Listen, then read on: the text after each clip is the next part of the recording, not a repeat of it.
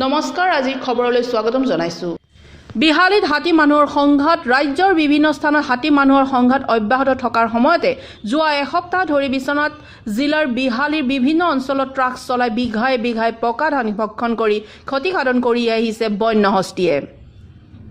বিহাৰী পথাৰ, বটিয়ামাৰী, চেনিমাৰী, বেঙাবিৰি, বৰাজুলি আদি পথাৰৰ অৰ্ধশতাধিক বনৰীয়া হাতীৰ দলে বহু কৃষকৰ পকা ধান খাই ক্ষতিসাধন কৰে।